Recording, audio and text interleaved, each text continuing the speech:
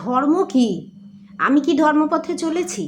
এটা তো অনেকের মানুষেরই অনেকই মাঝে মাঝে প্রশ্ন আসে মনের মধ্যে যে ধর্মটা কি, আমি কি ধর্মপথে চলেছি। তো একটা ছোট গল্প বলি, তাহলেই আপনার কাছে সব পরিষ্কার হয়ে যাবে জলের মতো।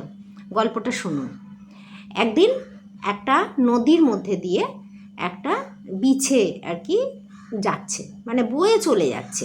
বিছে যাচ্ছে মানে সাঁতার কেটে যাচ্ছে না, বয়ে চলে যাচ্ছে, নদীর স্রোতে আর কি বয়ে চলে যাচ্ছে।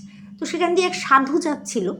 তো সাধুটা কি করলো, সেই বিছেটাকে বাঁচাবার চেষ্টা করলো। বিছেটা কি করছে, যতবার সাধু তাকে হাত দিয়ে তুলে বাঁচাবার চেষ্টা করছে নদীর জল থেকে, সে ততবার তাকে হুল ফোটাচ্ছে। তো এরকম 2-3 বার হচ্ছে, তবুও কিন্তু সাধুটা ছাড়ছে না, সাধুটা তাকে বাঁচানোরও চেষ্টা করছে। এমন সময় পাশ দিয়ে একটা পথিক যাচ্ছে। তখন সে বলছে, আরে আপনাকে যখন বারবারও হুল মারছে, আপনি কেন ওকে বাঁচাচ্ছেন, যান না, ছেড়ে দিন না, মরুগে। তখন সাধুটা বলছে যে ওইটুকু ছোট্ট একটা জীব, সে তার ধর্ম ছাড়ছে না, ওর ধর্মই হচ্ছে গিয়ে ফুল ফোটানো। তো সে কিন্তু তার ধর্ম ছাড়ছে না, তাহলে আমার ধর্ম হচ্ছে ওকে বাঁচানো।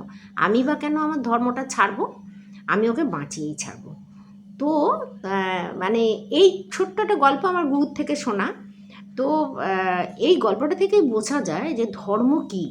ধর্ম হচ্ছে আপনি যে কর্মটা করছেন, বা আপনি যে কর্মটা করার জন্য সংসারে এসেছেন, সেই কর্মটা আপনি মন দিয়ে করুন। সেই কর্মে যেন কোনো ফাঁকি না থাকে, সেটাই ধর্ম, এবং সেটাই ধর্ম পালন। সংসারে মানুষ সুন্দর করে মন দিয়ে সংসার করুন, অন্য কোনো দিকে মন দেবেন না।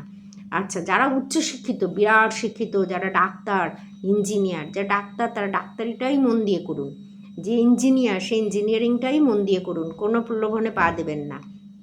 এরকমভাবে যে টিচার, সে টিচারিটাই ভালোভাবে করুন। যার যা কর্ম সেটা সুন্দরভাবে, পরিষ্কার পরিচ্ছন্নভাবে, সুন্দরভাবে করার নামই কিন্তু ধর্ম। ধর্ম আর কিছুই নয়।